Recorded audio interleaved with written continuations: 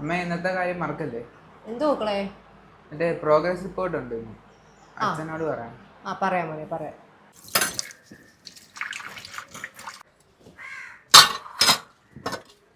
ഏട്ടൻ വന്നോ?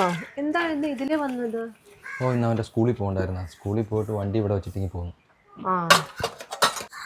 അവൻ കൂടെ വന്നില്ലേ? അവൻ വന്നില്ല, അവൻ ബസ്സിൽ വരാമെന്ന് പറഞ്ഞു. അവനോടൊന്നും ചോദിക്കണ്ട കേട്ടോ. എന്താ മുഹമ്മദ്? ഒന്നുമില്ല, നീ ഒരു കാര്യം ചെയ്യണം. ആ ബൈജി വരാനായിട്ട് ഇതങ്ങ് കൊടുക്കണം. ഞാൻ ഒന്ന് ചന്ത വരെ പോയിട്ട് വരാം.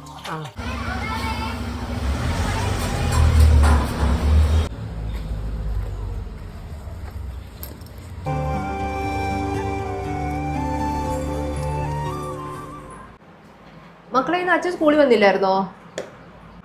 വന്നായിരുന്നു. നീ പിന്നെ അച്ഛൻ്റെ കൂടെ വരുന്നെന്ന് പറഞ്ഞല്ലോ, പിന്നെന്താ വരാഞ്ഞെന്താ? അച്ഛൻ ഒന്ന് വൃത്തിയായിട്ട് സ്കൂളിൽ വന്നാൽ എന്തായിരുന്നു? അച്ഛൻ ഇന്ന് സ്കൂളിൻ്റെ അടുത്തല്ലായിരുന്നോ പണി? അതുകൊണ്ടാണ് അച്ഛൻ അങ്ങോട്ട് ഒപ്പിടാനായിട്ട് കയറിയത്. ഞാനല്ലേ എല്ലാ പ്രശ്നം വരുന്നത്. എല്ലാ പേരൻസും വെൽ ഡ്രസ്ഡ് ആയിട്ടാണ് വന്നത്. അതിന് അച്ഛൻ എന്തോടാ കുഴപ്പം? അച്ഛൻ പണിക്കിട്ട ഡ്രസ്സുമായിട്ടാണ് വന്നത്, അതുകൊണ്ടാണ് ഞാൻ വരാഞ്ഞത്. നീ എന്ത് വർത്താനാണ് പറയുന്നത്?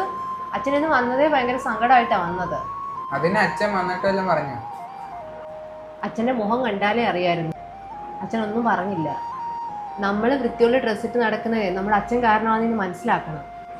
ഒട്ടുമിക്ക മാതാപിതാക്കളും അവരുടെ ആഗ്രഹങ്ങൾ മാറ്റി വെച്ചിട്ട് അവരുടെ മക്കൾക്ക് വേണ്ടി അവർ ജീവിക്കുന്നത്. അത് നിനക്കറിയാവോ? അതെല്ലാം പോട്ടെ, പോയി ഡ്രസ്സ് മാറി റെഡിയായി വാ. അച്ഛൻ വരുമ്പം അച്ഛനൊരു സോറി പറയണേ. ചായ എടുക്കട്ടെ ഏട്ടാ? വേണ്ട, ഞാൻ കുളിച്ചിട്ട് വന്നിട്ട് കുടിച്ചോളാം. എന്നാ കുളിച്ചിട്ട് വാ. സോറി അച്ഛൻ.